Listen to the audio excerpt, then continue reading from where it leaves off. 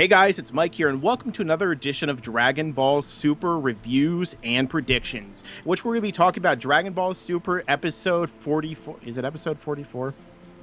No, it's not 44. It's 40, 45? 45.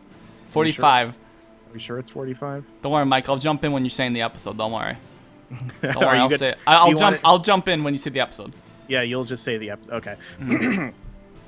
Hey guys, it's Mike here, and welcome to another edition of Dragon Ball Super Reviews and Predictions, in which we're going to be talking about Dragon Ball Super Episode 45, guys, and yes, it's Josh from Dragon Ball Nation. We're doing a triple actually review. We also have MJ here, and it's a little different this time, guys, because well, there wasn't a whole lot to say about this episode. Me and Mike thought it'd be fun to do like a triple threat type of review here, going up on our channel. So Mike, you can have the mic back, Mike. Yes, the biggest mic around. But anyway, we're gonna be talking about the episode and basically what really happened in this episode, Josh, because I like to run down what happened in the episode. We don't have to talk about every little thing, but in this episode, what happened? Well, we saw the Copy-Vegeta, being all menacing and powerful, and we got a demonstration of his power. We see the Grill and his gang. We see some flashbacks of how they got, consumed by the water and how Goten, Trunks, and the others broke out of their rope. We see the Grill Force actually disappearing from the entity that has consumed them and has now consumed Vegeta into this Copy-Vegeta. And we see some Gotenks action, and later in the episode, as we saw in the preview, we see Goku step in. Yeah. So essentially, there's a lot of stuff that happened in this episode that was also kind of background, because when we first started with the episode, it was kind of slow. We didn't really know what was going on. Essentially, Copy Vegeta had taken all of the powers from the regular Vegeta, but we also found out that he had also taken his spirit. So essentially, he was going to attack Trunks, and he was going to, absorb him as well, but he hesitated because, it's obviously his son, and Vegeta loves his son. So essentially, they were able to escape. And then we find out this whole interesting backstory. And essentially, what happened in that backstory, MJ? Well, the backstory is basically the koala, I guess you want to call him, giving out... Yeah, Potajutsu. Yeah, whatever his name was. Giving that whole speech about what it's done, how it's caused wars, it's taken over people and planets, and basically that it's a juice or goo that you don't want to fuck with. And and I like to point out, though, an interesting spot. I know the animation was very iffy, but the whole him hesitating with Trunks and the whole Gala gun and all that, I did like that spot, and it did foreshadow what we saw later, which is the whole Goku thing, This episode had really kind of shoddy animation at times, like it was in and out, but at the same time it also had some really cool direction. Like there was so many shots that were like trailer shots or thumbnail shots, as myself and Josh we kept calling out, that's a thumbnail, that's a thumbnail, that's a thumbnail. But essentially I really like the lore that they had in this episode, because with the episode they had talked about how basically the original people who were from the planet Patafu that everything's taking place on right now created the goo, like kind of like in Prometheus, as a sort of biological weapon to attack against invaders, but eventually it became too powerful from absorbing too many people and absorbed and killed the entire population of the planet, and then it spread rumors around the galaxy or around the universe telling people it's an awesome power-up so they can come so that it could be released. And basically Potajutsu for the past 100 years has been guarding it, and somehow it was sealed away. So it's a really interesting kind of story. But Josh, what happened as far as action is going? In terms of action in the actual episode of what was actually occurring, because we did see the Copy-Vegeta, assuming this is all of Vegeta's power, it's not more than what Vegeta was in strength or less. We did see Vegeta use the Copy-Vegeta have the Gallic gun used, which was pretty crazy to see that. We also saw, as I mentioned, Goten and Trunks fusing into Gotenks, and me and Mike, we were all watching that and, saw that Super Saiyan 3 Gotenks literally did nothing to this Copy Vegeta. It really shows the power scaling, even though Gotenks, I'm assuming, did get weaker. Just assuming because, they were writing all the characters that, from the Buu saga, aside from Goku and Vegeta, of course, did look like they lost power in the Resurrection F arc.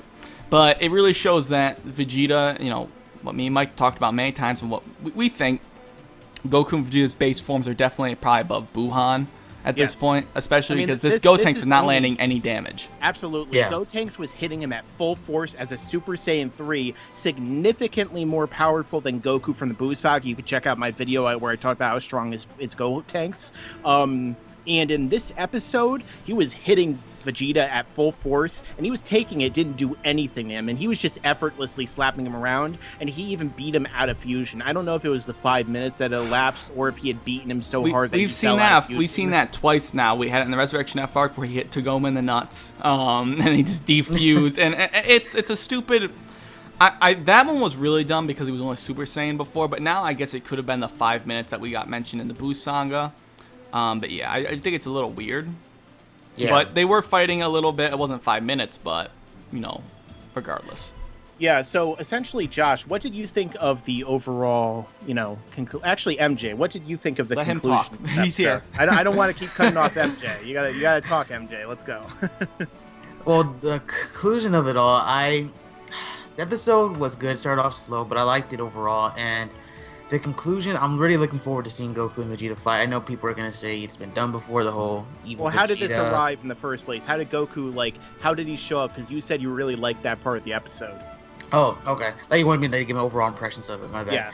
Yeah. Well, when Goku arrived, it was cool because he was training. He was still training, and King Kai or Kaio, whatever you want to call him, had sensed it. Since the trouble's going on, Goku sensed it too. Then took off over there, stopped Vegeta. And what was funny, he actually thought Vegeta was hurting them, which I thought was kind of funny. He was freaking out over that. Typical Goku. Yeah, typical. And then you actually see him kind of get grasp what's going on here. And then, what I talked about earlier, when Vegeta hesitated to hit Trunks, or to absorb Trunks, my bad, he actually rebelled against Guriel, or whatever his name is, and took him out when he wanted him to absorb Goku's power. So I thought that was kind of cool. But of course, I already see people commenting on Twitter that's like typical Majin stuff, that's... he can't be controlled, or Vegeta can rebel. So Very but reminiscent to Majin yeah. Vegeta. It's not like it's lazy. It makes sense, and I like the callback. Yeah. Yeah, it's good. I liked it overall, and I'm really looking forward to seeing Goku and Vegeta fight next week. So Josh, what did you think of the overall ending of the episode, and I guess kind of, the episode in general? What were your overall I think it was a thoughts good on it? episode, but as we were watching, and we did get a little distracted because the Watch Mojo lists in the top 10 Dragon Ball YouTubers. Yes, guys, we saw it because Michael might have mentioned because people are going to comment at us about it. Yep. We did see it. I did get a little distracted by that, but I still felt like there was a little bit not much happening in the beginning of the episode. That's why I didn't talk about it much, because I didn't really see much going on.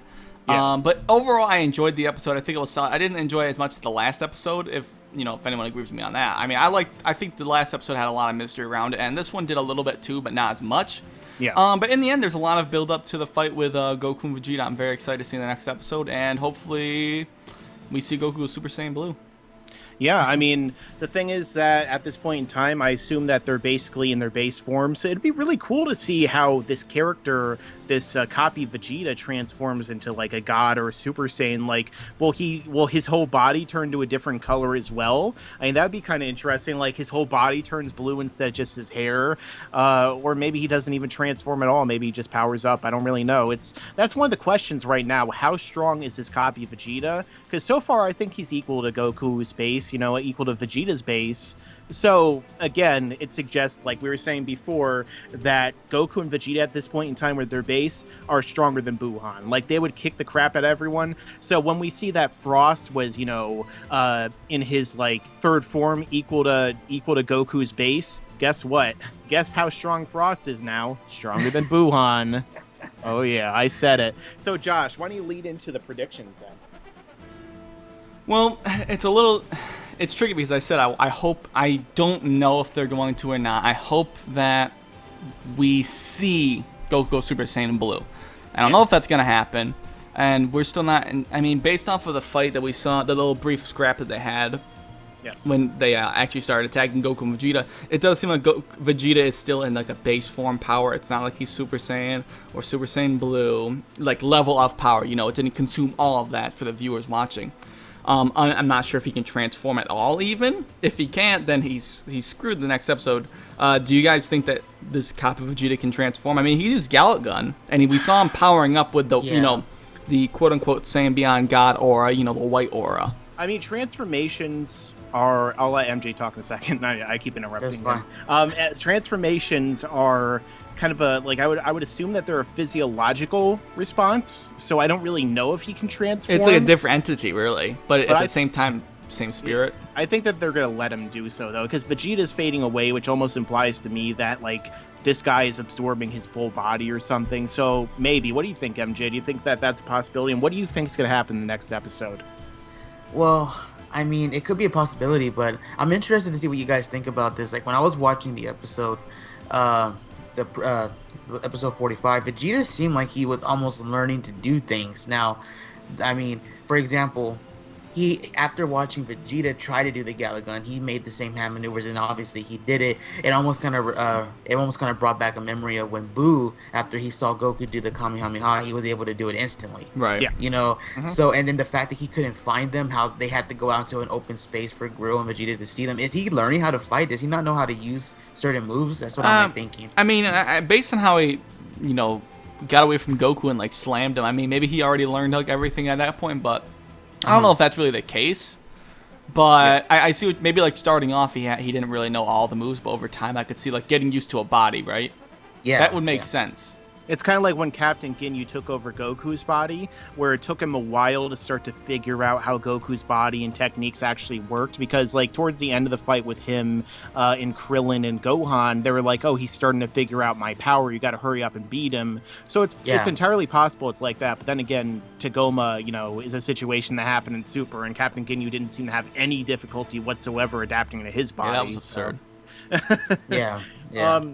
So overall, I think that what's probably going to happen is that Goku is probably going to end up being this copy of Vegeta. Either that or it's Vegeta hard to and even say. I don't want to cut you off, but we didn't really see much from the episode preview at all, and I don't really think Goku's going to get let's say taken over by this thing.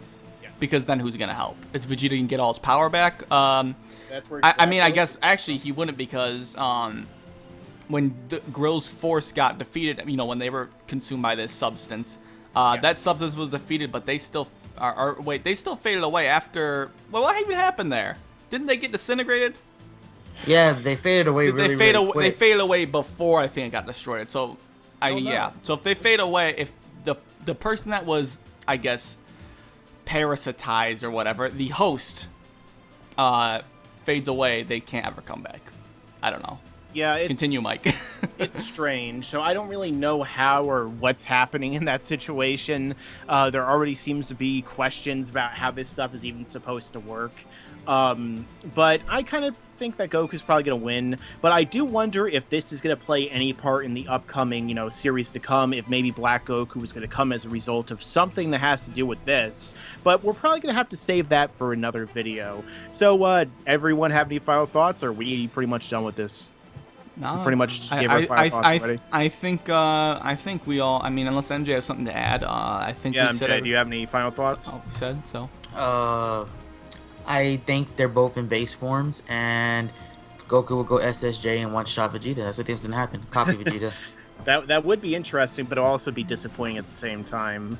But overall, this has been another edition of Dragon Ball Super reviews and predictions. Let us know your own thoughts down below, and don't forget to check out my channel, Josh's channel, depending upon which video you're watching. All of our channels are linked down below, depending on who you're seeing. Yes, all of our channels are. They will be linked down below, and this is not like a new setup for reviews either. For people watch our usual reviews. I don't know how Mike feels, but this could be a way we could talk about episodes that didn't have anything in them or whatever.